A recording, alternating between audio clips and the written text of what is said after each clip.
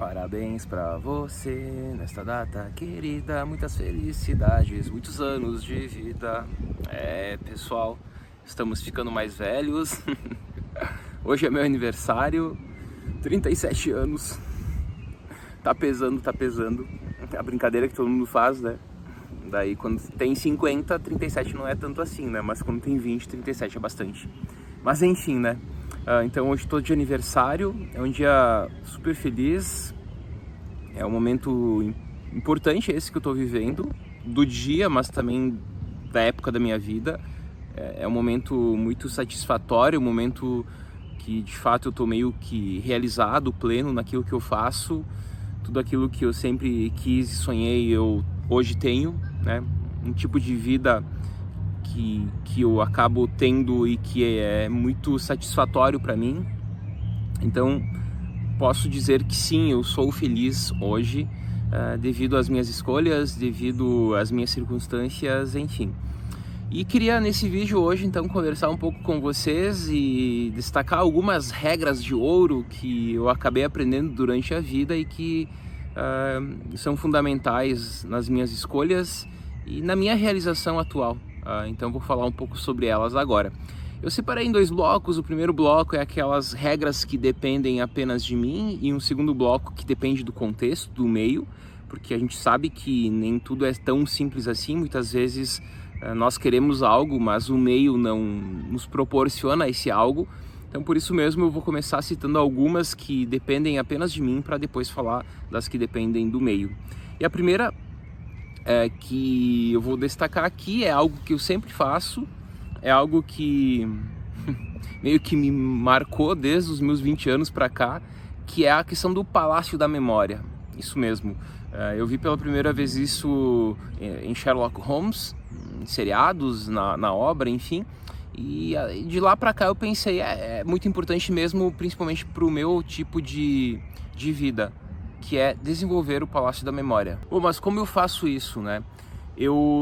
Tudo aquilo que eu estudo, eu penso que deve ser inserido no meu Palácio da Memória. Eu não sigo o Palácio da Memória clássico, aquele, se vocês procurarem o que é o Palácio da Memória, aquele, né, de um palácio onde tem várias salas, etc.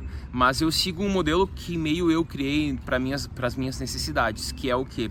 Tudo aquilo que eu estudo eu acabo criando resumos e organizando dentro de gavetinhas. Então tudo mesmo, tudo o que eu leio, o que eu estudo, desde a parte submersa do iceberg, que é aquilo que nós não usamos diretamente, a parte também explícita, a parte que aparece, o gelo que aparece, que nós usamos diariamente, tanto a parte submersa daquilo que nós aprendemos, que, né, não é tão visível assim como a parte que aparece muito, eu acabo jogando nesse Palácio Memória, nessas gavetinhas, organizado a partir de resumos. Então tudo mesmo que eu tô aprendendo, eu jogo lá. E faço o que com isso? Reviso, para que durante o tempo eu tenha tudo guardado na minha memória.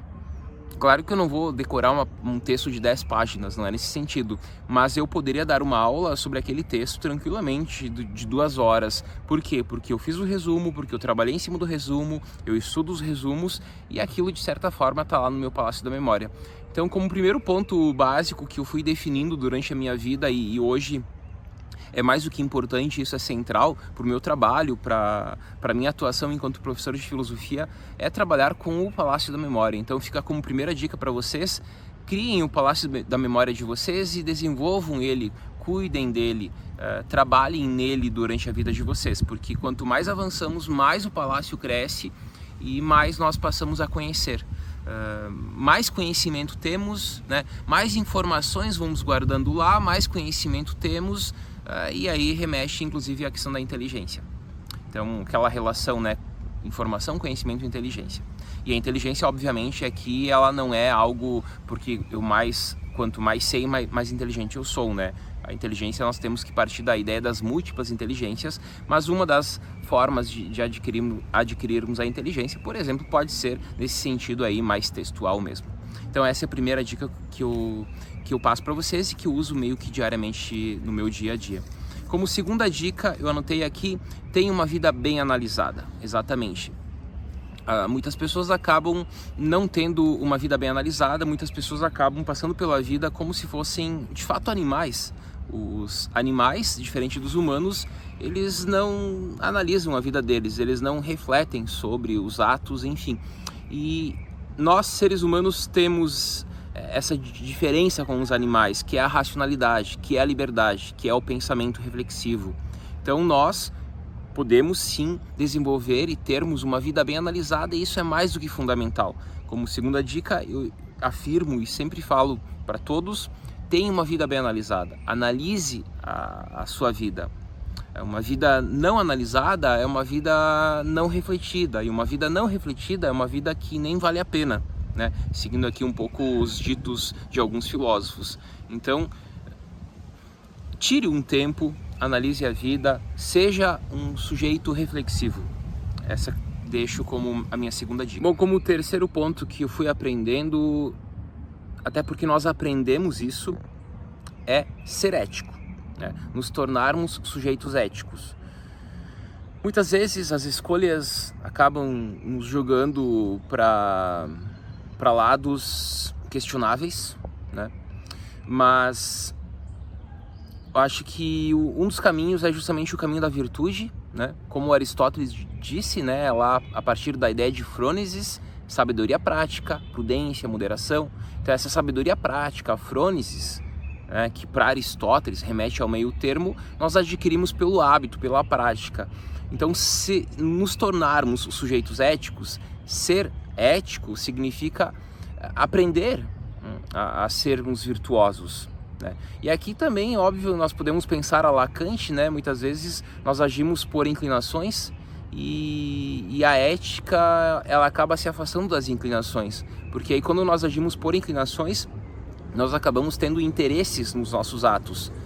E ser ético é agir sempre de forma totalmente gratuita, não exigir a troca, a reciprocidade no ato, mas simplesmente e gratuitamente agirmos eticamente. Então esse é o terceiro ponto que eu destacaria aqui. O quarto ponto que eu marquei aqui e o quinto dependem do meio. O primeiro, que é do Palácio da Memória, o segundo, que é da vida bem analisada, o terceiro, que é nos tornarmos sujeitos éticos, depende apenas de nós. Então o meio não interfere tanto assim. Mas o quarto e quinto ponto, o meio é fundamental. E sem as circunstâncias certas, é difícil alcançarmos o quarto e o quinto ponto. Então aqui eu destaco essa questão do meio, que é importante. O quarto ponto, marquei aqui: alcance a autossuficiência. Por quê? Qual o objetivo de alcançar a autossuficiência? É mostrar que nós não precisamos nos preocupar com o dinheiro, é mostrar que o dinheiro não é algo importante. Afinal de contas, o que nós entendemos por autossuficiência? Eu diria, o mais importante aqui é não precisar mais pensar sobre isso, porque muitas pessoas acabam orientando a vida delas a partir do trabalho, a partir do dia a dia mesmo, daquilo que essa pessoa faz, simplesmente para ganhar o dinheiro que é necessário para sobreviver ela e a família dela. Então, óbvio que não é simples assim falar, alcance a autossuficiência. Todo mundo gostaria de alcançar a autossuficiência, mas muitas vezes se torna algo bem mais complicado para algumas pessoas e muito simples para outras. Eu diria que esse é um ponto fundamental e, na medida do possível, nós devemos buscar a autossuficiência. E com isso destacaria também que ser autossuficiente não significa ter muita grana, porque essa relação de dinheiro e felicidade é uma relação falaciosa. Quanto mais dinheiro, maior a felicidade. Não, eu acho que existe aí um ponto médio que nós devemos alcançar para não mais nos preocuparmos com o dinheiro. E quanto mais... é o estilo de vida, não, eu vou viver pelo dinheiro, beleza, aí tu pode viver pelo dinheiro, mas no meu caso, a minha meta sempre foi a autossuficiência. Eu nunca desejei me tornar rico, enfim, mas me tornar autossuficiente para ter uma vida boa e não mais me preocupar com as questões financeiras. Então esse é o quarto ponto. E o quinto e último ponto é aquilo que eu sempre falo aqui em todos os locais: tenha amigos. Alguém isolado, uma ilha, é alguém sem relação alguma com outras pessoas, e eu tenho essa crença, nós somos sujeitos sociais, nós somos sujeitos de relações, e no momento que nós estamos isolados, como átomos sociais e não num contexto, né, não a partir de relações, a vida não é tão boa assim. Então, tenha amigos, fortaleça os laços de amizade. E aqui porque eu coloquei esse quinto ponto no depender do contexto, né? Porque muitas vezes a gente está em certos locais, enfim, e a gente não está conseguindo encontrar amigos como a gente gostaria de ter. Porque o ter amigos aqui não significa ter seguidores, o ter amigo aqui não significa ter muitos amigos, né? Aí são conhecidos, né? Amigo sempre são poucos. Por exemplo, eu, né? Os meus amigos da época de seminário hoje estão todos eles afastados em cidades que não é a minha cidade. E eu não tenho contato fisicamente com eles, eu tenho apenas contato virtual com eles. Então, essa é uma questão que o meio atrapalha a nossa amizade, que poderia ser bem mais forte porque a gente poderia conviver mais. Mas eu tenho outros amigos na cidade onde eu tenho essas relações, onde eu passo dias num café com eles conversando, etc. Então eu destaco aqui, tenha amigos, e aqui quando eu falo de amigos eu incluo aqui os parentes, os familiares, namorado, namorada. Então isso é fundamental, ser amigo dos familiares, ser amigo do namorado, da namorada e ter amigos. Né? De modo geral é isso que eu destacaria. Então esses são os 5 pontos que eu queria frisar aqui. São 5 pontos que eu aprendi vivendo, que eu aprendi durante esses meus 37 anos, né? Hoje completando esses 37 anos. E hoje com certeza eu sou alguém realizado e feliz por ter aprendido muitas lições da minha vida, e 5 dessas lições eu passei hoje para vocês aqui nesse vídeo. Pessoal, um forte abraço mesmo, e até o próximo vídeo.